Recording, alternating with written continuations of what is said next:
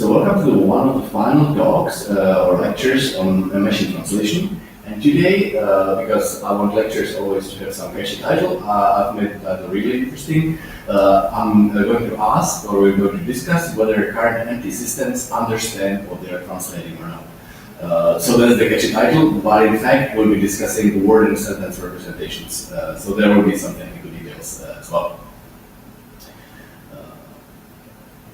Yes, it works. Amazing. So this is something that I now have the clickers on the slides.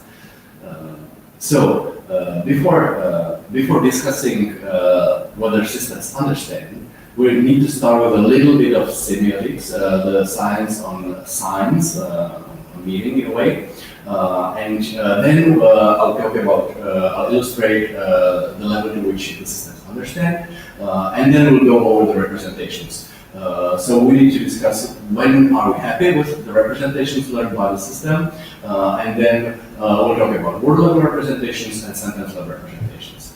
So that will be the technical part, and the linguistic part, so to say, we'll be discussing the aspects of meaning. So what does it mean to mean something? What do we expect from sentence meaning? And we'll conclude with one example of evaluating the meaning, the representations learned by neural machine translation system with respect to various semiotic properties. So in machine translation, you always start with a triangle, but I would like to point out that this is different from the triangle you have seen very early in the series of lectures. This is not the Vokwa triangle. This is not the source language, the target language, and the interlingua at the top. This is different. This is the semiotics triangle by Richards and Owen. So here, the source for the lower corner of the triangle corresponds to the symbol, to something that you hear or see, a message, such as a sentence. Danny approached the chair with the yellow bag. And this symbol is meant to stand for some situation, to correspond to some situation. So this sentence is actually ambiguous. And that means that the same sentence, the same symbol, can refer to two different situations. In one of the situations, Danny is holding the bag, and with the bag, he is approaching the chair. And in the other situation, Danny is approaching the chair, and there is already the bag on the chair. So now the last corner of the triangle is the thought or reference. So that could be the meaning representation of this particle symbol or this particle sentence. And if you are a syntacticist, if you know grammar, if you remember the constituency trees that we have discussed some lectures ago, you will know how to encode the two different meanings, the two different situations in the tree. So there will be some difference. The yellow bag will be essentially hanging elsewhere in two different positions in the tree.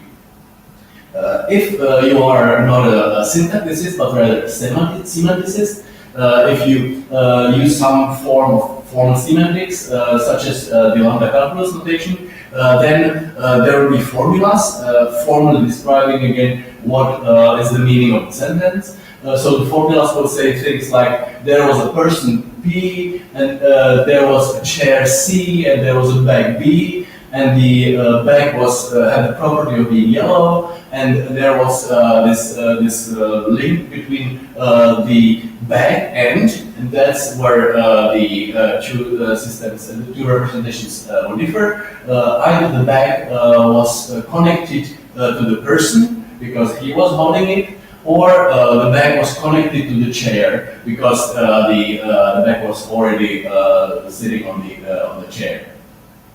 And when I'm looking at these two situations, or when an artificial neural network is processing the videos of these situations, then the representations, the activations in the neural networks, artificial or natural, will be different. So somehow the networks will have a chance to perceive the difference. So machine translation obviously critically depends on the meaning of the sentence, because in translation, the goal of translation is to express the same meaning in another language. So if we are building a machine translation system, or if a human is translating, they will try to disambiguate this ambiguous situation. They will try to understand from the context what was the case and what should they express in the target language. Sometimes the information is not accessible even in all the context. Sometimes you need fair amount of word knowledge. So in that case, human translators simply ask their informants. They ask colleagues if they are translating something on house building and that's a complicated topic, they don't know the technical terms. They will go and talk to persons who build houses in each of the languages, and they will match the expressions so that the translation is accurate. And eventually, the translators may end up in a situation where they still do not know what the original text exactly meant. And then they either try to preserve the ambiguity, so make it exactly ambiguous or as close ambiguous as possible in target language, or they will even warn the reader, like here, watch out, it is not clear what this particular term is meant, I think it's this, so that there are like translators' comments. So in good books, you can see them. If the author is no longer available to resolve any ambiguities, then translators may resort to just mentioning that the original text was not clear in some particular aspect. So that's the ambiguity as one of the problems of translation.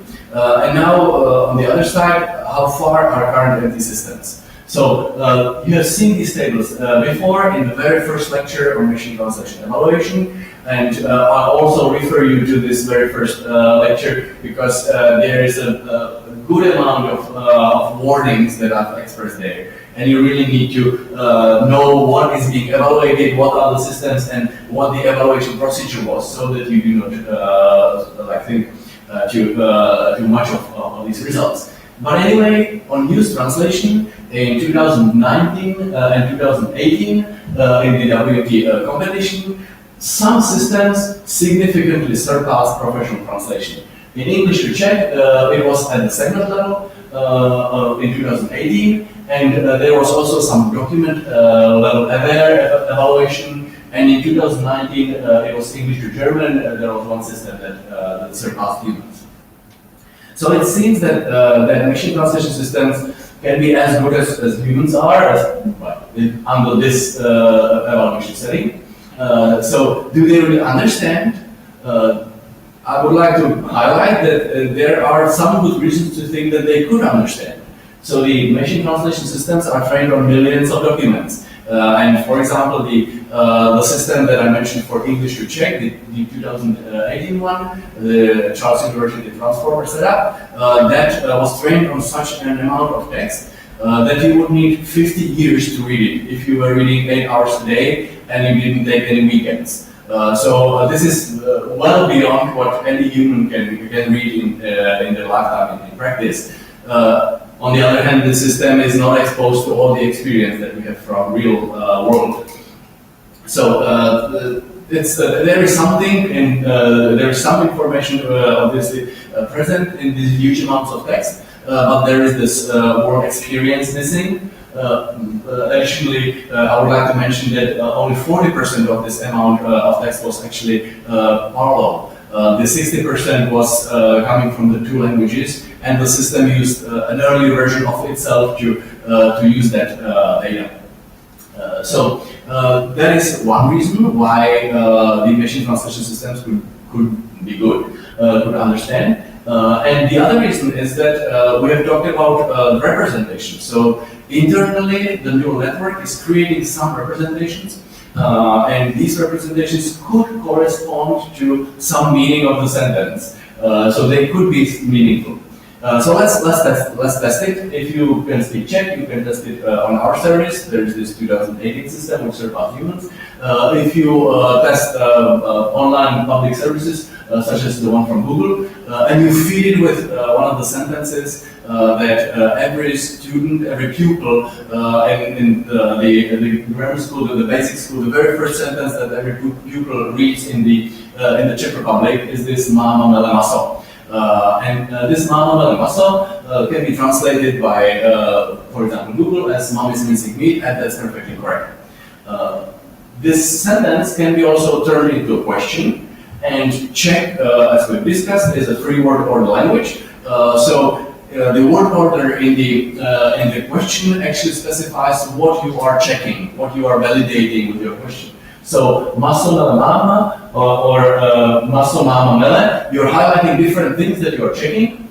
The problem is that questions are not really part of the training data or not really sufficient amount, and Google Translate makes it meat grinds mom or meat mom grinds. So that's totally out of the original meaning. So here is a clear evidence that the neural MP trained by Google didn't understand anything. It was able to process the words when they appeared in the order it was trained to process them. But when we've stepped outside of the training data, then suddenly the performance dropped beyond what is dropped below what is accepted. Here is Microsoft's Bing translator, the same input, mama mele maso, maso mama, maso mama mele, mom's eating meat. Already the first sentence is wrong. Obviously, Bing was trained on other types of text, and there was not much about mincing meat in the training data. Then mom's meat, the verb clause, mom's meat grinds. That's also totally wrong. So now the superhuman system, same input, mom grinds meat, does mom grind meat? That is perfect. And meat mom's grinding. I'm not a native speaker of English, but I think that this is probably the appropriate word order to highlight the topic focus articulation in the check sentence. We're double checking whether it's the grinding that mom is doing to the meat. So I think that's a good wording. Maybe it's not very frequent, but I think it's correct. So I was very optimistic when I was taking this screenshot in December 2019. And yesterday, before finalizing these slides, I tried again. I just put the question in some different order again. There's many word reordering for the same sentence. So mele mama maso, and then suddenly the superhuman system said, does mom have meat? So again, stepping a little bit out of the training data, but we don't know where the training data ends and where we are stepping out of it. The system's output is not acceptable. Yeah. So let's talk about representations. We have a neural network. The neural network has some inputs and it has some outputs. And you train the network to predict the outputs given the inputs. And the network has some intermediate layers. At these layers, or not necessarily layers, there's the neurons on the paths. These neurons activate as they process the inputs.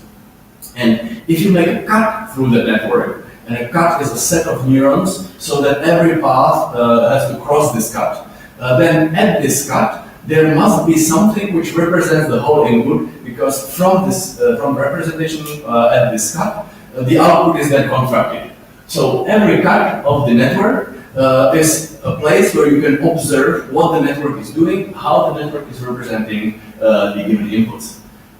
In one of the early lectures, we had this very simple example. The task was to identify whether a point is in the center or at the circumference of the 2D space. So the point was represented as the x-coordinate or x1 and the y-coordinate or x2, and the network had just 3 neurons in one hidden layer, and each of these neurons has the capacity to formulate or specify a line, separation boundary in the original space of x and y coordinates.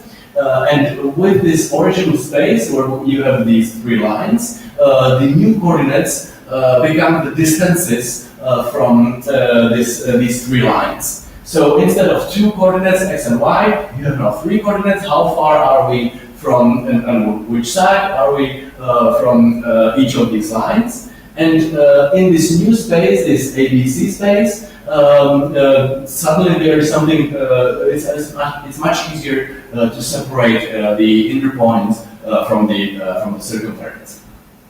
So the original space allows us to plot the input data and visualize the separation boundaries for the first layer and also for the subsequent layers. The hidden space, on the other hand, is designed or trained by the network to best separate the classes that we are trying to separate. And the question is now whether this representation, this is a new representation, whether this representation is good for something else than the main task. So here is some hand drawing examples. If you have this input picture and its representation in the new space, then this ABC representation can be seen as good because it allows to separate the border from the face in the picture. Other things can also happen. If your input is something very complicated and the network learns to process this complicated thing into something which we like, which we understand, then we would say that the hidden representation is good because it resembles something that we are happy to see there. It makes sense in some way. Yeah. So what does it actually mean to have a good representation? And this is probably not a complete list, but these are the most important aspects. So good representations would allow to solve some main task. That is what the network is trained for. And it's natural that you are designing the network so that at some point the representation would be very good for separating the center from the circumference or for translating. The representations can be also good for some other tasks. So if you recollect word embeddings, these can be pre-trained. And they are pre-trained on some language modeling tasks, so predicting the next word. And these pre-trained word embeddings can be good for various tasks, such as sentiment classification or whatever. So these secondary tasks are also a way of evaluating the learned representations. And good representations will also serve well on task interfaces. So if we are talking about, for example, speech translation, you have the input, the audio, and you first need to process this audio to obtain text, and then you continue from the text and to translate it to the target language. These two tasks are trained on different types of data. For the speech recognition, you need the audio and the transcription. For the translation, you need the parallel corpus. If you come up with a good representation, which normal people would have just as the transcribed sentence, but maybe we could do better. This better representation will allow to translate the input speech more adequately. So good representations serve well at task interfaces, and also good representations make sense in some way. And this making sense, that is visible only when we observe the representations on a given test set, and the images or the activations that we see, the representations, will relate well to something that we expect to find in the representations. So, for example, we can attach some classifier to this representation and check whether some particular feature, such as the tense of the sentence, is easily accessible for this classifier in the representation. Or we will see some examples of the evaluation in the upcoming slides. So let's talk about word representations. We've already talked about them as a technical means to circumvent or to resolve the problem of too many words, too rich vocabulary, and also too dissimilar words. So word embeddings are continuous representation of words that have much less, many fewer elements in the vectors. So 300 to 2,000 vector elements are used instead of the millions of one-hot representation in a large vocabulary settings. These dimensions, these continuous dimensions, do not have any clear interpretation, and the embeddings are trained for various tasks. So the best known word embeddings are word-to-X, but there's also graph embeddings and many others. And in neural machine translation, the embeddings that are created by the neural empty system are also of different nature. So it's continuous representations of words, but they have properties which help to translate the sentence. So this word-to-wake representations are from two language modeling tasks. Either you are predicting the word in a corpus from its four neighbors, or you are predicting the likely neighbors of a given word, and this leads to different exact specifications of these embeddings. Yeah. What is interesting is the representation level of the embeddings. So Tomáš Mikolov observed that this continuous space has some interesting properties, and I'm sure you have seen these pictures, and you know the formula that says if you take the embedding of the king, of the word king, and subtract the embedding of the word man, and add the embedding of the word woman, you will get to the area of where there is the embedding of the word queen. So that is this type of relation in the highly dimensional space. Another relation that was observed there was that verbs and their different tenses, such as past tense, are also in some like particle direction, and you can also see a similar relation between country names and capital names.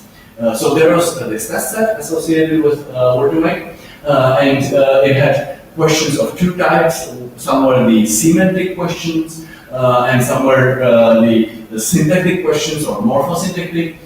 So they were putting together verbs and two tenses of verb, or plurals for nouns, opposite for adjectives or adverbs. Whereas the semantic questions had these countries and currencies, or the family relations, the female and male members of family, the words that denote those.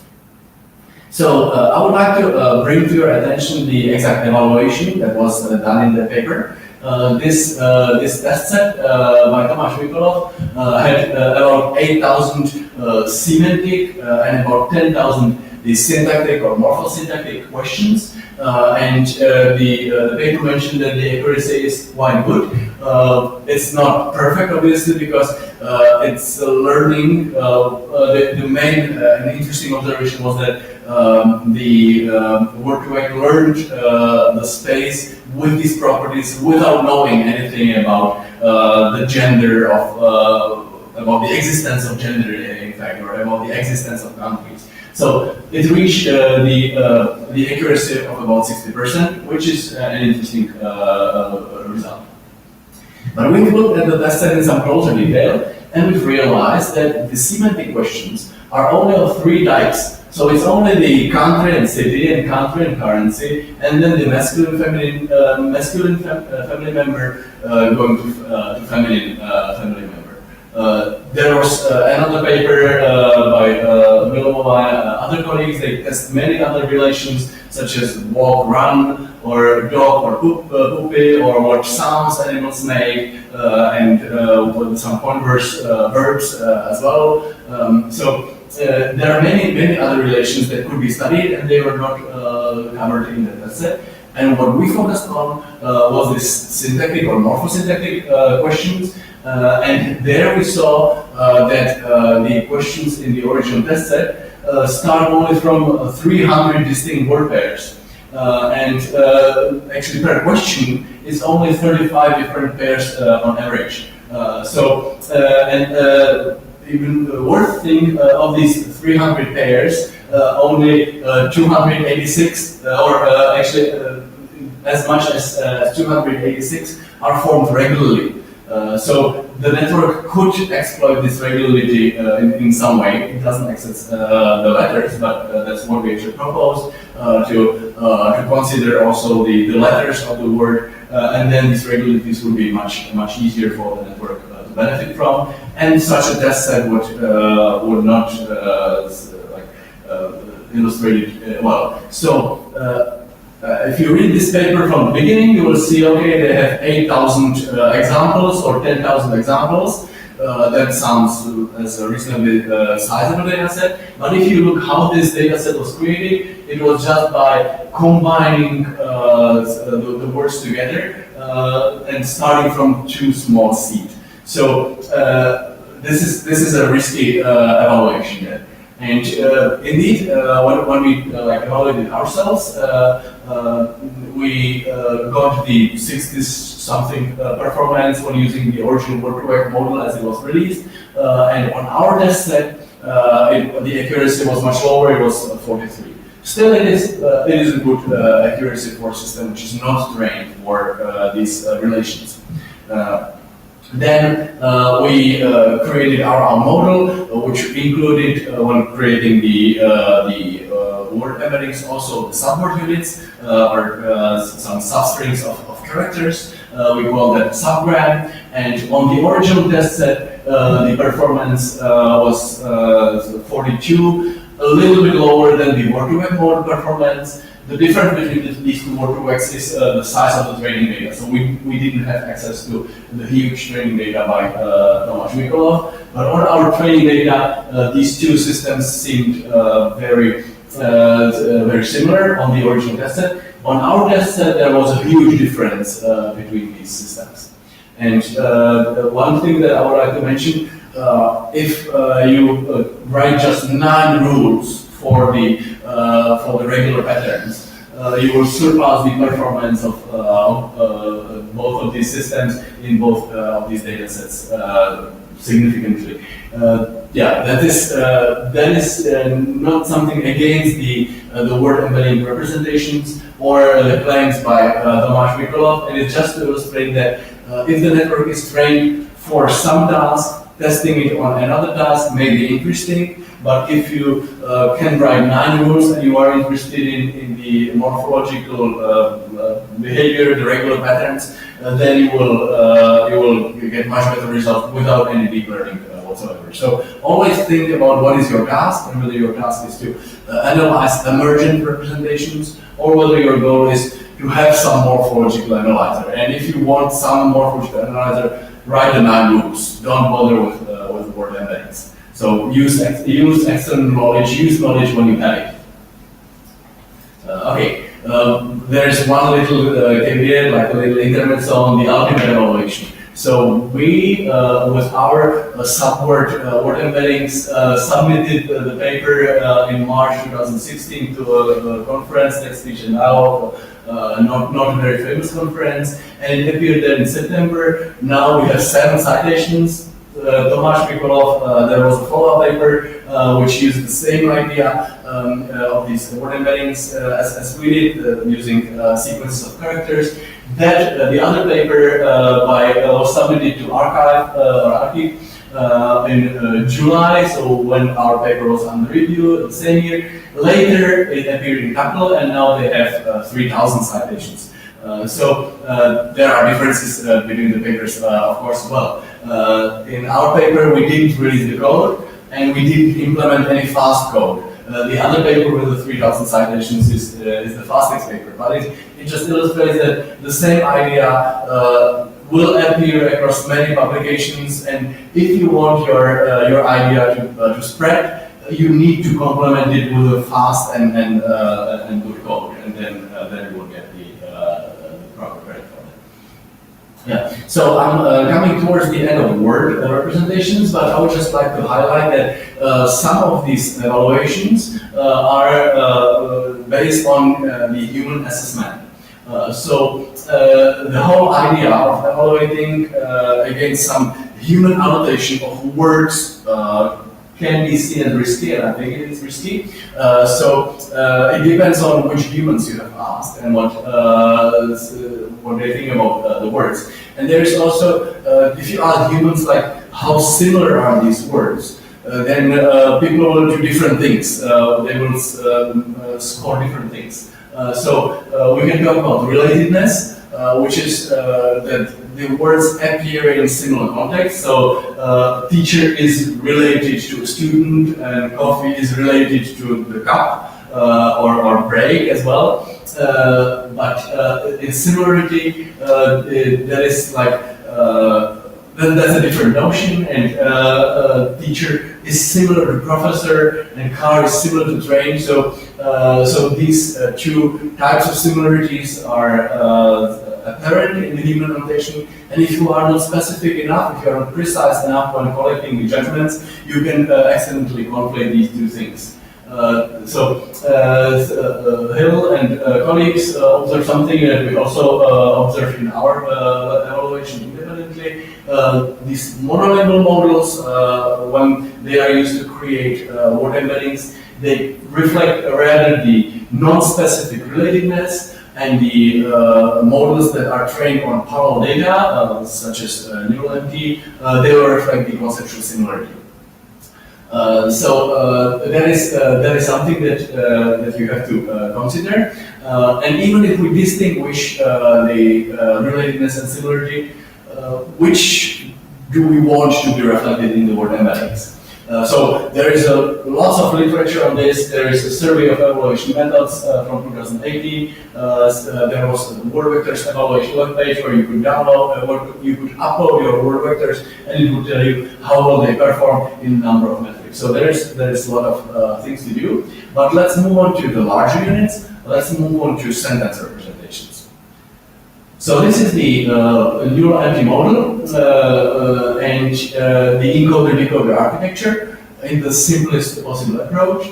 The encoder digests the whole input sentence and stores it in a fixed fixed length vector. And this fixed length vector is then used in the decoder to produce the target sentence. So we can think of, or we know, that there is a cut through this network that's right after the encoder and right before the decoder, and this cut has the whole representation of the sentence. If you look at this, look at these vectors, and the example from Subscriber's paper from 2014 plots the 8,000 dimensional space down in two dimensions. And they plot 6 sentences there. If we look at what these sentences say, then we'll realize that this fixed size representation reflects the meaning of the sentence in some way. So the sentences are: I was given a card by her in the garden. In the garden, she gave me a card. She gave me a card in the garden. That's the 3 top sentences, and the 3 bottom sentences, which are further from that, are: she was given a card by me in the garden. In the garden, I gave her a card, and I gave her a card in the garden. So the sentences that are in the lower part of the screen are all similar in that I was giving the card. The sentences in the upper part are similar that I was receiving the card. But superficially, if you look at the word order, there is many pairs that go across this. So the good sign, the good message from this picture is that the hidden representation of the whole sentences preferred to put together the semantic relations, who was giving the card and who was receiving the card, as opposed to the shallow information, whether the sentence starts with I and ends with garden, or whether the sentence starts with the garden and ends with the guard. So the word order was not too important. The more important was the message of the sentence, who is receiving the card. But can we actually stuff the meaning of a whole sentence into a single fixed size vector? Well, Raymond Moody says that obviously this is not possible. And yes, there is problems, and you know that attention-based systems perform much better because this is exactly the bottleneck that they are not suffering from. They attend to all the words in the source sentence as they go. Yeah. So now let's move to the aspects of meaning, so that we know what do we expect from the meaning. So what is the meaning of the sentence? Well, I don't really know. I don't want to go into too much details because I'm not a philosopher. I'm not a semanticist, and so I have just my very simple understanding of the meaning of the sentence or meaning of the meaning. The meaning, I see the meaning as coarsening. So if you search for semantic representations on the internet, what will emerge is also the semantic segmentation of pictures. And I've never thought about the meaning of pictures before, but I really like their definition. So what they do is they label each pixel in the picture with some class label. And now it depends on what you are asking. If you are searching, so it depends on the number of classes that you want to have. So in one semantic segmentation, you can separate the people from the background of the picture. You can separate individual persons. So not all the members of the class of objects people, but you can separate individual persons there, and you can also separate or identify in the picture some region which shows the reference of an expression. So if you have people in blue coat, then that would be those two little boys there. So that is the semantic representation of pictures. If you have computer programs, the semantics is what the program will give, the output, the expected output of that program. And just bear in mind that this is not decided whether the program will stop at all or not. If you are talking about the meaning of sentences, you can also discuss many things. So there could be the answer could be that this sentence refers to this particular situation in the real world, to these objects in the real world, or the sentence is a command, or maybe if it's formulated as a question, but still the speaker has some intentions. The course set of things that you are expected to do could be the meaning of the sentence.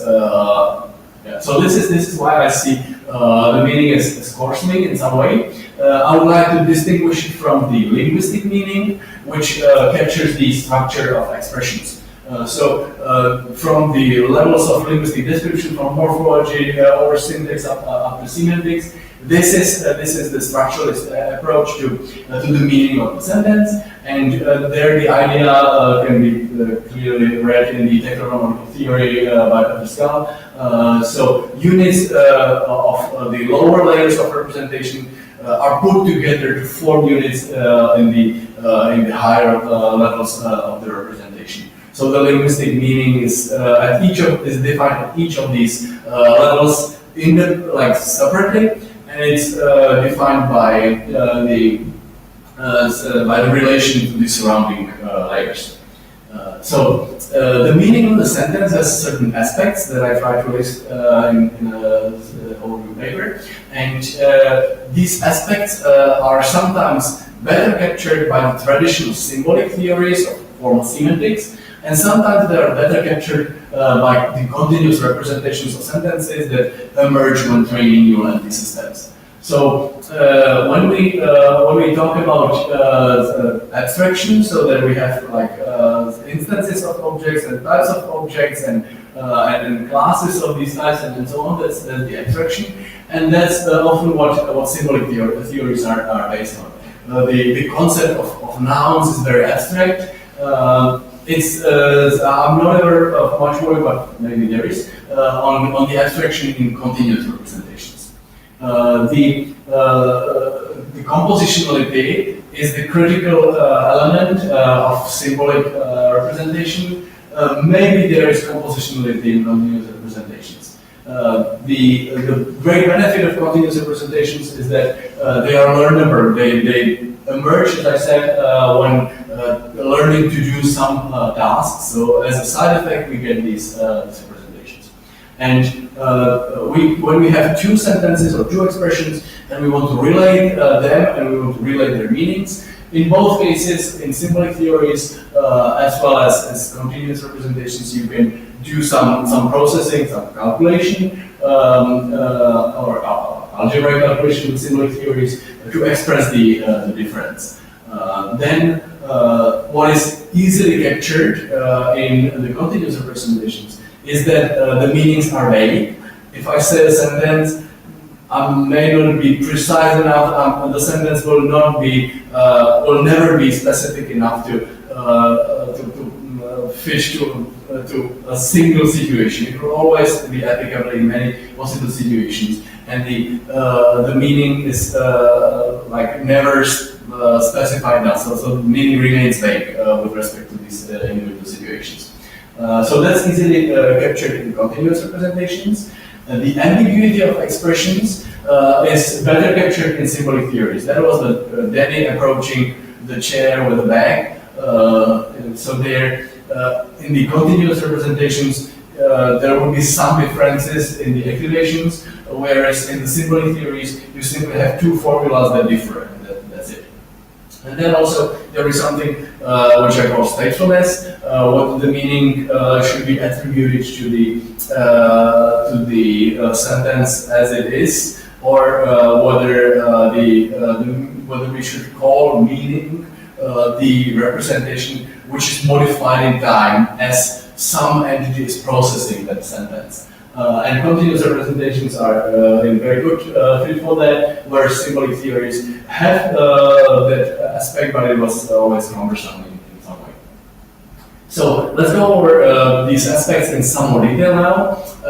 So the compositionality of meaning, as Chris Manning puts it, understanding of complex sentences crucially relies on the compositionality. If there are new elements, you need to be able to compose, to construct the meaning of the whole from these elements. And I'm not going into much detail, but there's an interesting paper by Tower and Canberra who illustrate how you can represent structure in vectors of real numbers. So, in order to represent structure, you need to have some operations, and you need to be able to reverse some of these operations. So they illustrate that it is possible to represent hierarchical structure or whatever you like, with certain manipulations in the vector space.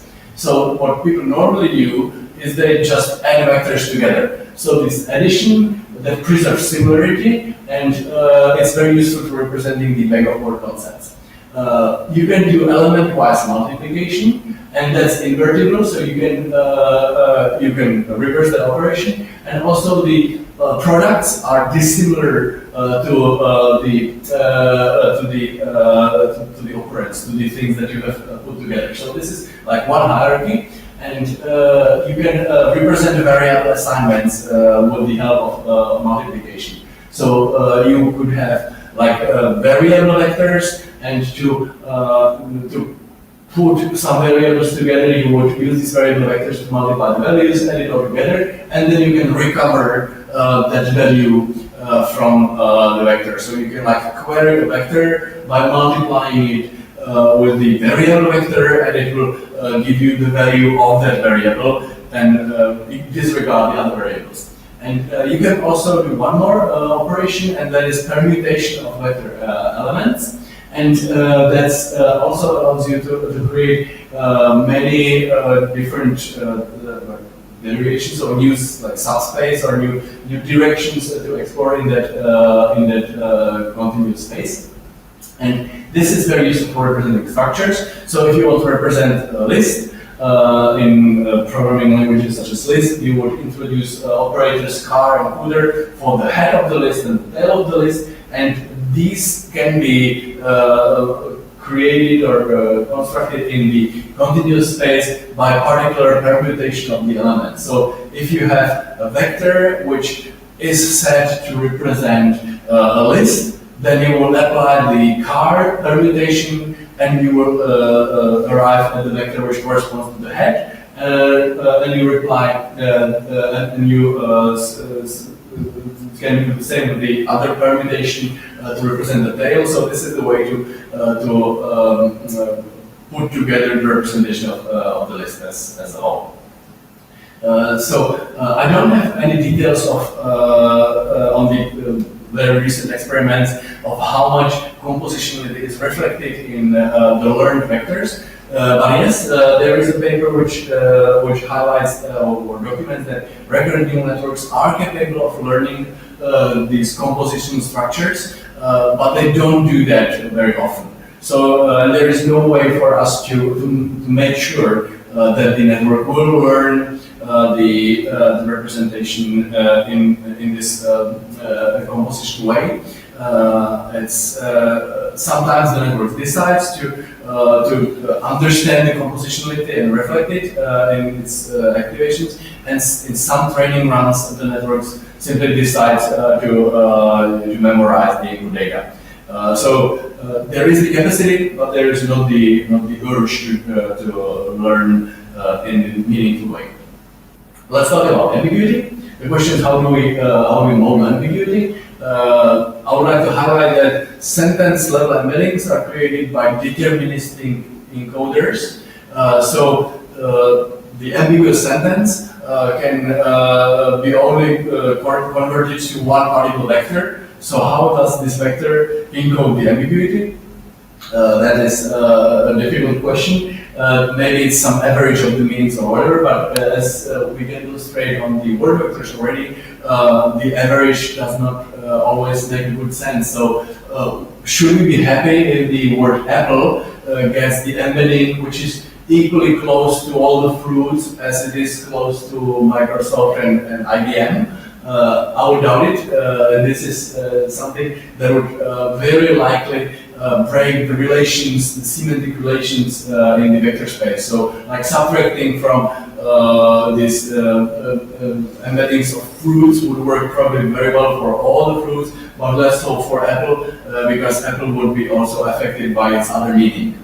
So ideally, I think that expression should not correspond to the points in the semantic space, because set expressions are ambiguous, and it should be the meanings of words that are the points in this space. So when you have an expression, it should correspond, it should represent a distribution over the points. So the embedding for apple should not be this single vector here, but rather the distribution which is peaked around the area of fruits, and which has another peak around the area of companies.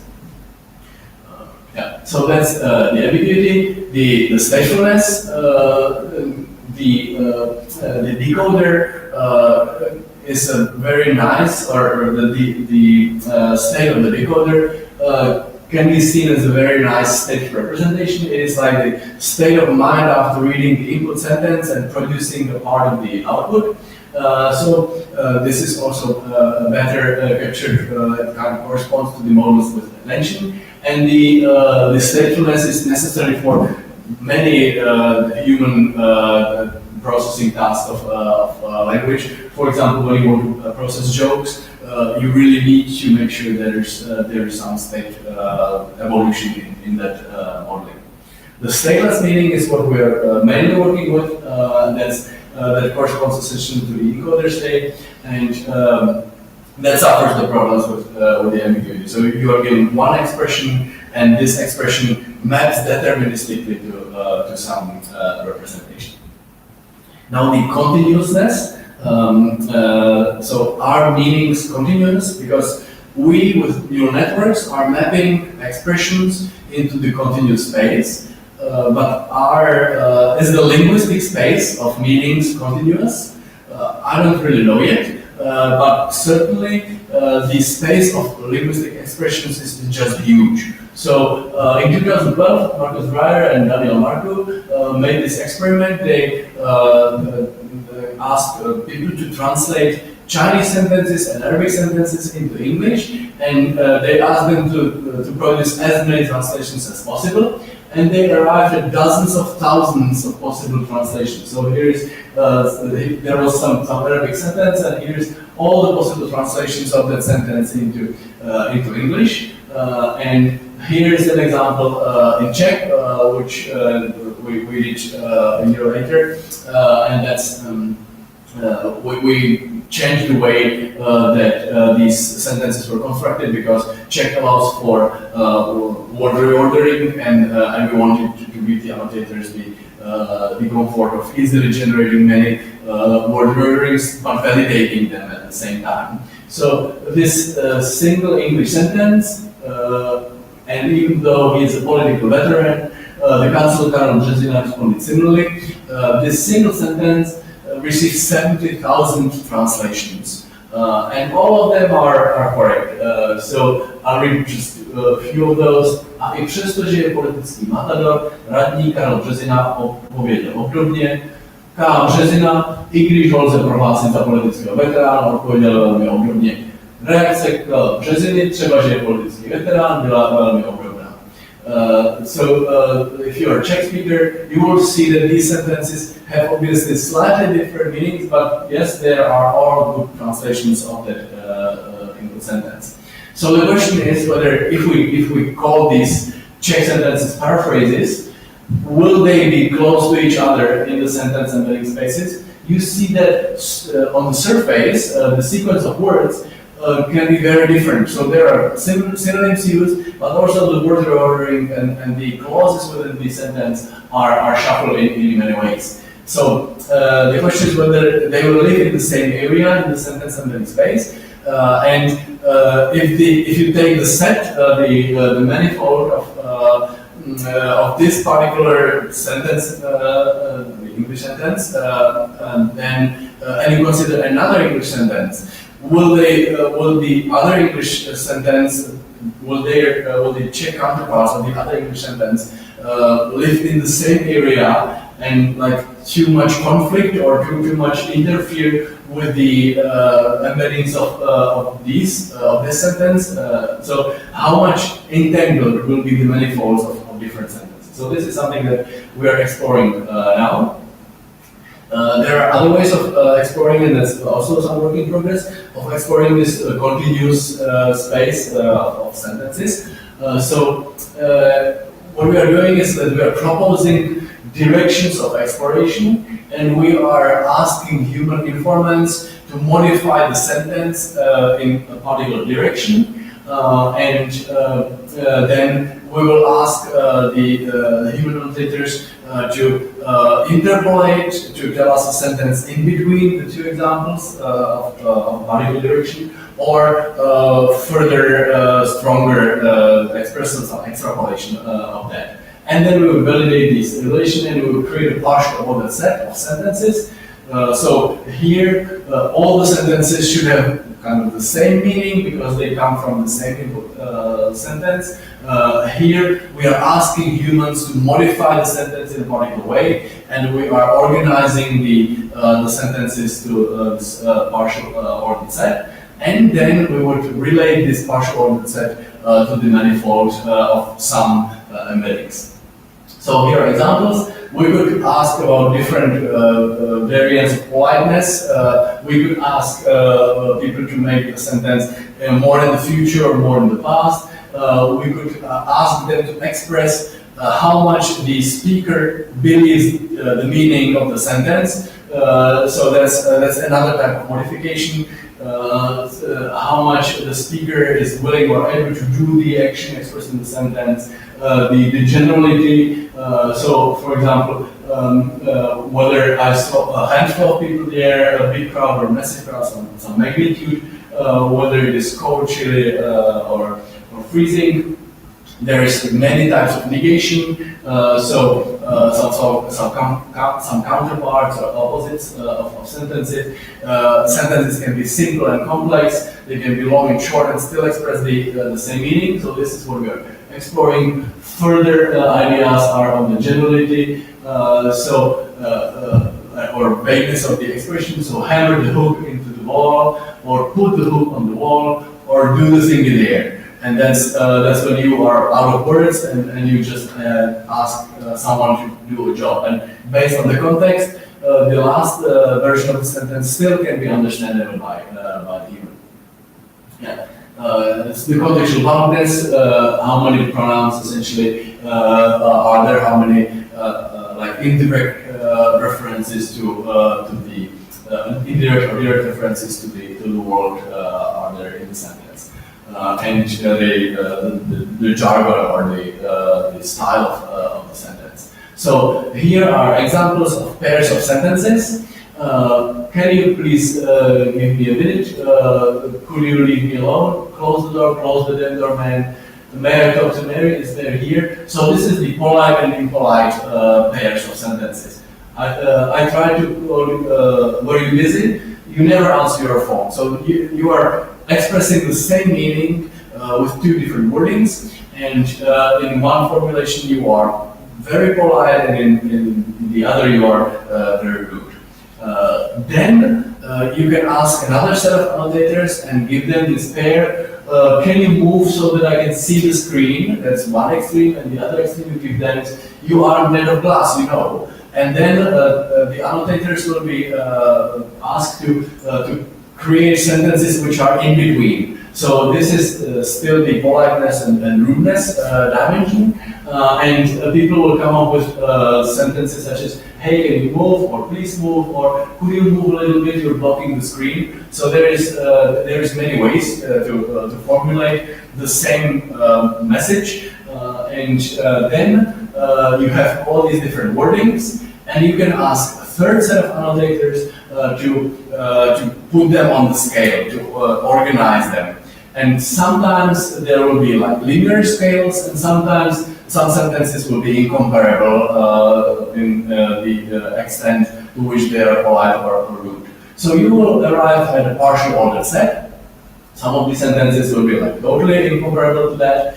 And then the question is whether we will be able to find similar relations between the sentences in the learned representation. So you will be hoping that in the highly dimensional space, you will have a similar structure. So if you unroll the manifold, then you will find that structure of like the partial ordered set of sentences in that space. So this would be a very semantic aware representation, and the question is which continuous representation will have a better match with the manually collected data. So this is one way, and we're just starting with this. So let's talk about evaluating sentence representations in general.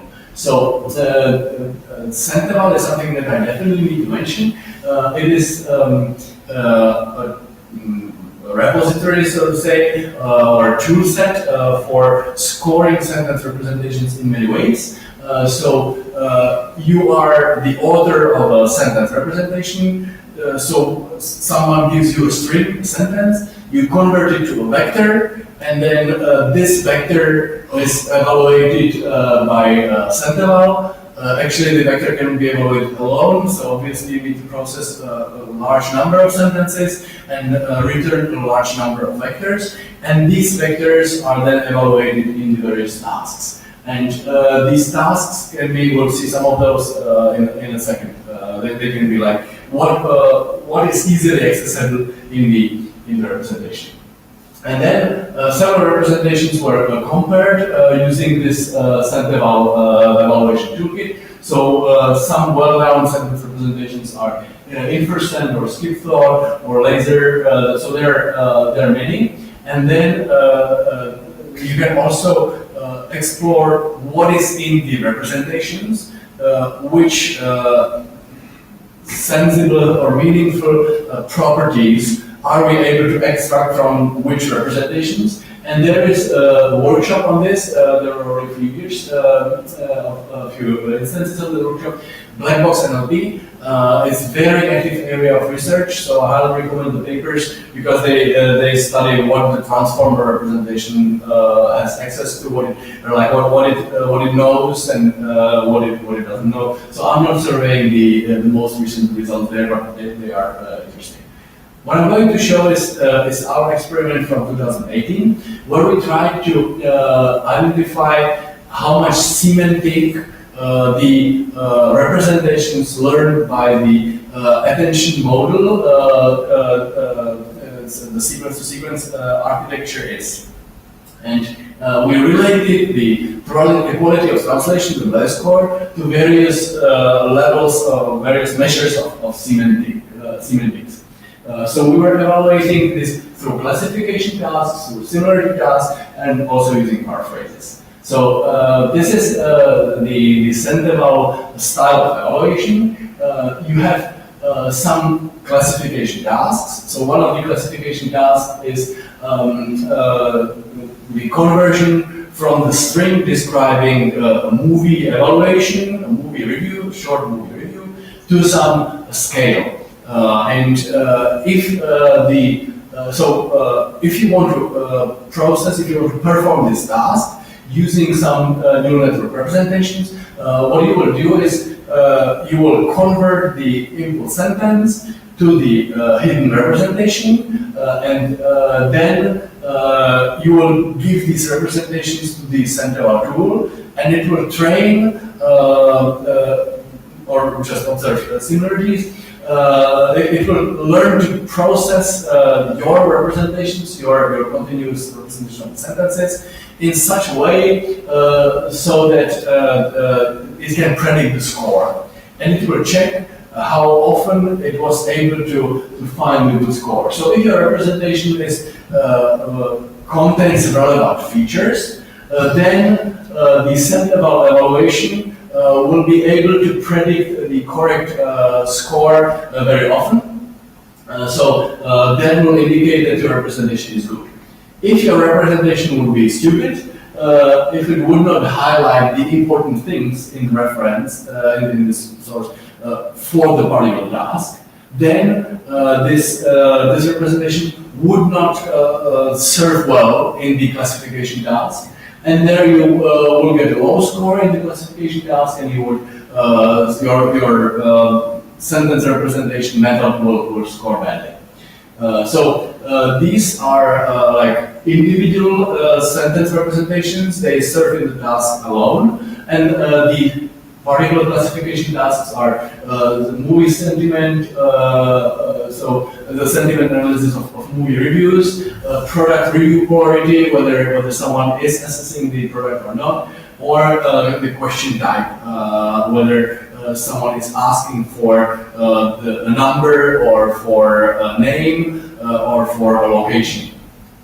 So these are the solo tasks. There are also paired tasks, such as the natural language inference task, and there you are asked to embed two sentences, one at a time, and then the pairs of the representations that you have produced are being evaluated.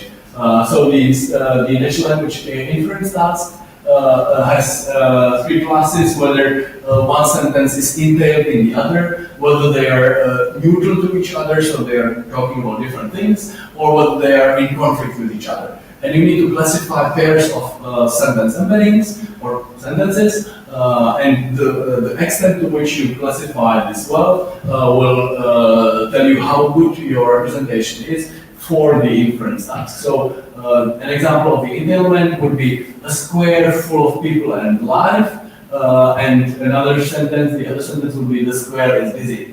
So yes, these sentences are, one of them implies the other, so that's the entailment. There is neutral, so there was a bad prediction. The couple is at a restaurant, a cute couple at a pub.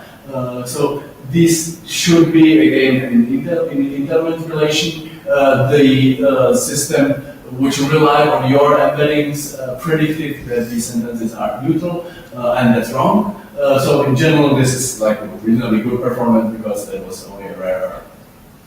Then you can also evaluate sentences through similarity. There you ask human informants how similar in some way are these two sentences, and humans will give you a score, and then you will evaluate the sentence embeddings either by training regression on the training data, if there is some, and if there is no training data, you can simply measure the similarity between the embeddings and predict the similarity by the similarity of the embeddings. So this is another measure of evaluating, and here is the paraphrase style of evaluation.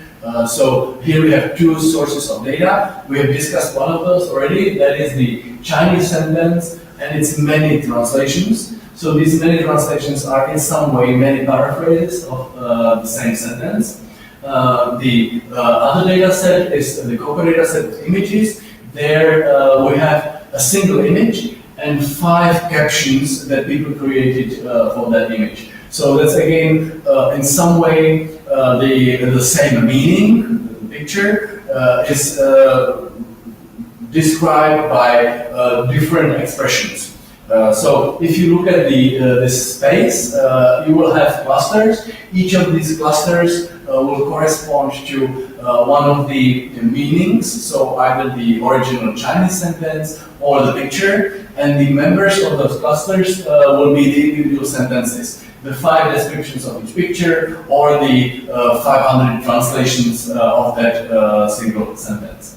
And now we have a few measures to evaluate how good these clusters are. So the Davis Boolean index checks how well the cluster is separated from the other clusters. That's just a matter of expression. And we would be happy if the clusters of the individual sentences or individual pictures would be far away, would be clearly separated. That's one of the score. Another way of measuring the goodness of this clustering is that you retweet the nearest neighbor for each element, and you will check whether this nearest neighbor is in the same cluster, and if it is, then yes, the clustering is again like compact, and the clusters are not too much interweave. And another thing of evaluating would be the classification task. You can remove one of the points, train a classifier, and then use these removed points as a test set, and you can check whether the classifier is predicting the correct class or not. So that is multiple ways of evaluating the meaning or the semantics of the sentence. How the sentence representation, how well the sentence representation serves in these semantic processing tasks. And now, how do we get these sentence representations? So I've said that we use the banal, the attention sequence-to-sequence paper, but there is the problem that there is no sentence embedding. What you have in the sequence-to-sequence representation is the bidirectional decoder, and then the attention mechanism. And the attention mechanism, every step of the decoding process, will come up with a different vector. So there's no like single vector representation of the input sentence, and you cannot just concatenate these vectors because the sentence has different like varies in length. So you would not arrive at a vector of always the same length. So you could not use the Sentinel tool. So how do we convert how do we create the fixed size representations and maybe still preserve the attention in the model? So one option is to don't use attention. So you can use just the final state of each of these directions of encoding. And that is what was the early practice of MLMT. You can also do some max pooling or average pooling over all the states. So this is like summing over all the vectors that will make sure that the resulting vector for the sentence representation is always of the same size regardless of the sentence length.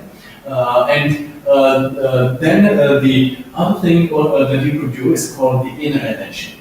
So if you want to somehow give the system the flexibility to look at various inputs, various parts of the input sentence, you can use these multiple adds, but the trick is that you will use this attention in a static way. You will use it only once before the decoder starts.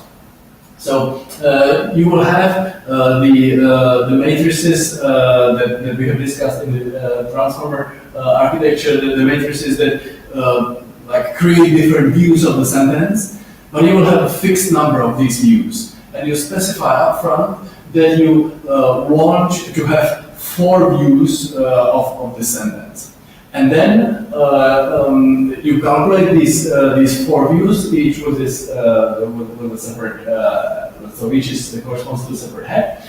And then you can use this attentional representation as a static vector, and you feed this vector to every position in the decoding process. So the network has the capacity to attend to various parts of the sentence, but it has a fixed and limited number of these views.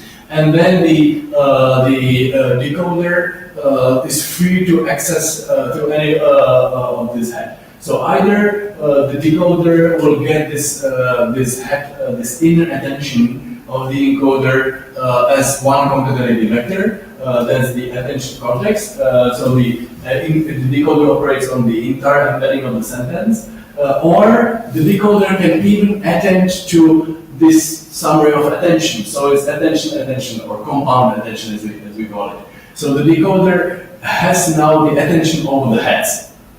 And this is something which gives the network the flexibility to attend to various parts of the sentence, and still we have one single vector to represent the sentence meaning. So we have the sentence representation. And so this is something that you can do with the sequence-to-sequence recurrent network, and you can also do it with the transformer style encoder and transformer style decoder. You will simply have like fixed. This is kind of assuming that your output sentence has a fixed number of words, the 4 words or the 8 words. These are the heads, and then you will re-attend to these separate heads in the decoding process. So we have evaluated a number of these architectures and with the measures that I mentioned previously, and we have trained these systems to translate from English into Czech or German, and we were evaluating the English sentence embeddings. It is important to mention also that the dataset differed. For the English to Czech, we used a large corpus of very diverse domains. For the English to German, we used only the multi-30K dataset, which is on image captions. The results are affected by the size of the training data and the domain variability of those. So here is some results of the many probes that we did. The best performance in terms of blast score is achieved by the standard normal attention model, because we want to rely on blast scores as a measure of semantic of the translation quality. We double checked, and the blast scores were consistent with human evaluation. So we can trust blast scores on the English to Czech evaluation. We observed that the setups which use the inner attention or the compound attention perform better. So yes, even if the attention is restricted to have a fixed number of points and not allowed to change throughout the output sentence, it is useful. Then we also observed that the more heads we have in that attention, that's the constant that we specified, the better the score will be. So here's the semantic evaluation, again, of the representations learned by the English to Czech machine translation system. And it's important to note that the baselines, such as bag of words of using the glove embeddings, are very good in these measures as well. So we have the center evaluation. That's the average accuracy is for the classification task. Center average similarity is for the similarity-based task. And then the classification accuracy, and here we're showing the COCO data set. That's the summary of the Davis-Boolean index and the clustering and neural network. So according to these measures, inference is excellent, but the bag of words is also a very good way of representing sentences. And then we have our representations, which emerge automatically when we trained these neural network systems. And here what we see is that the attention actually harms the performance. It is better to use just the final state of the encoder and decoder, and that would serve better across the many evaluation tasks.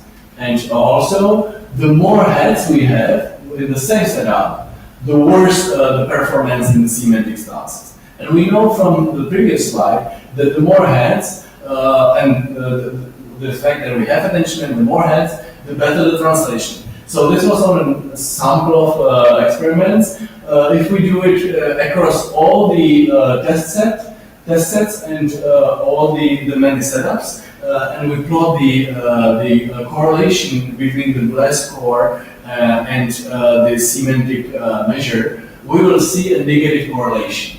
So one first thing to mention is that if we ignore the blast score, then we see a positive correlation. So there are the many metrics. Some of them are the semantic. Some of them are the similarity based. Some of them are the classification tasks. This is the height paraphrases. This is the sentence paraphrases based on the Chinese source sentences. This is the COCO data set paraphrases based on the images. And if the particle point is wide, then it means that the score of the system in the image classification is in good correlation with some of the semantic tasks like the sentiment prediction for movie reviews. And if the dot here is black, as it is always when correlating black with something, then the correlation is negative. The better the system configuration performs in blast score, the worse it performs in the particular task. The lower triangle is for English to Czech models, and the upper triangle is for the English to German models. And so this is it. Blur versus other metrics is negative correlation, and pairwise average across all the points except for the black row and column is positive. So all the semantic evaluations are in line with each other. So the semantic representations are like self-consistent semantic evaluations. So if a sentence representation is good for movie sentiment, it will be also good for paraphrases in some way, and vice versa. But if sentence representation is good for the translation quality, then it is bad in these semantic tasks.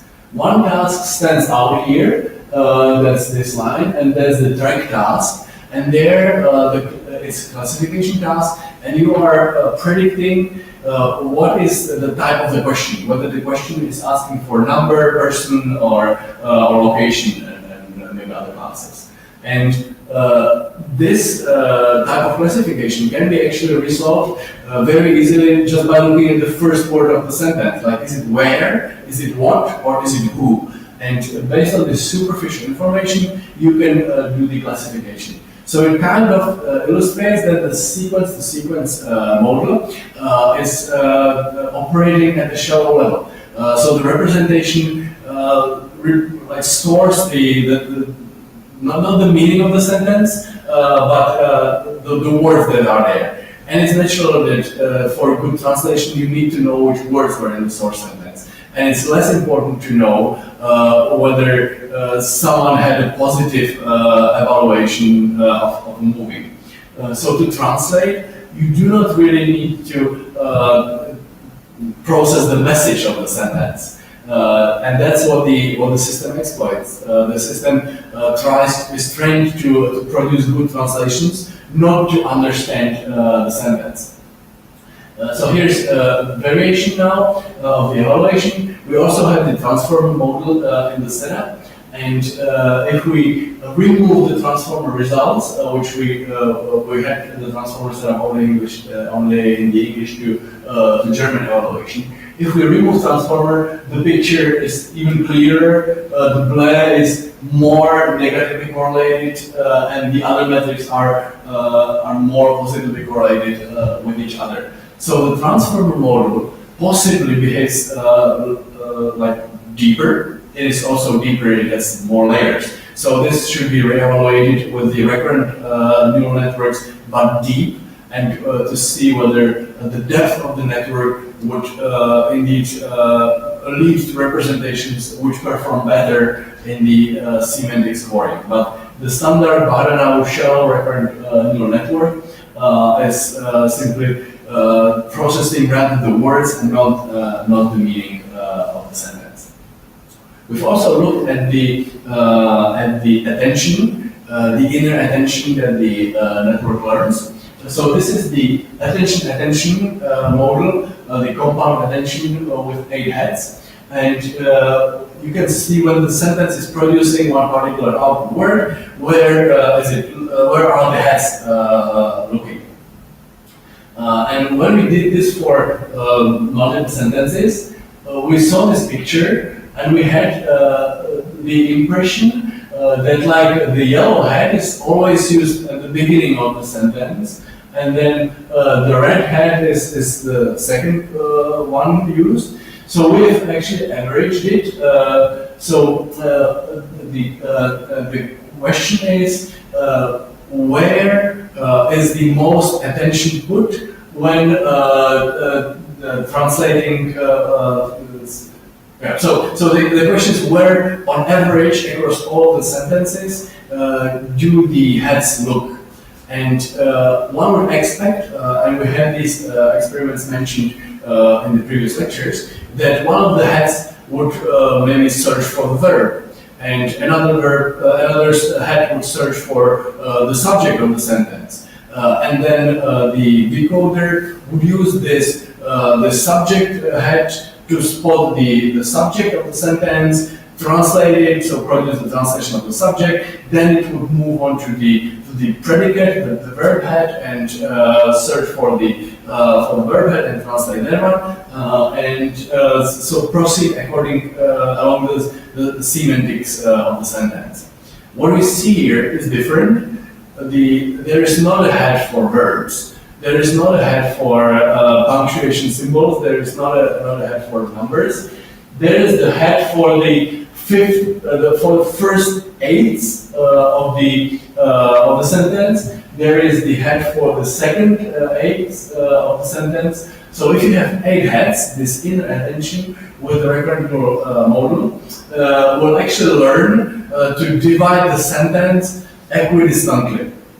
So one head will be always looking at the beginning of the sentence, the second head or another head will be looking at the second part, third part, up to the last head, which will always look at the final part of the sentence.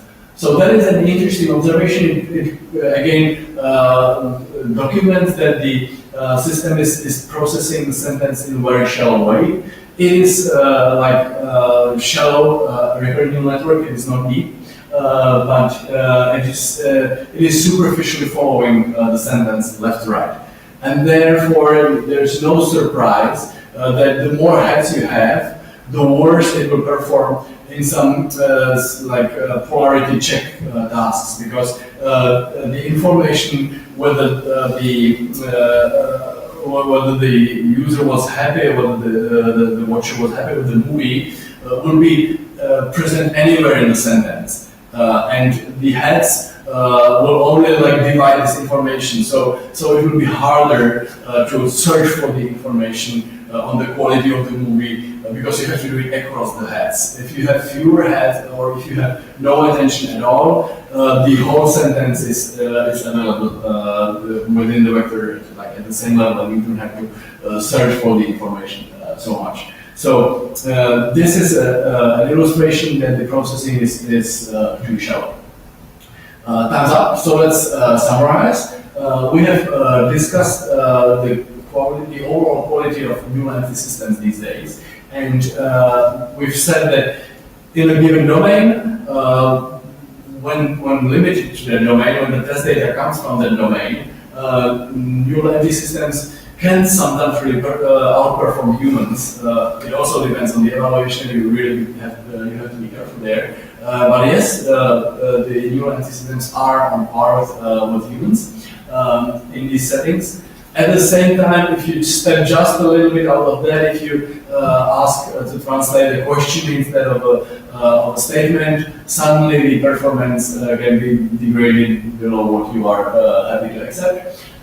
We've discussed what are the representations learned in the network, and we discussed then the multiple aspects of the meaning, what everything we expect from meaning to encode or how to behave.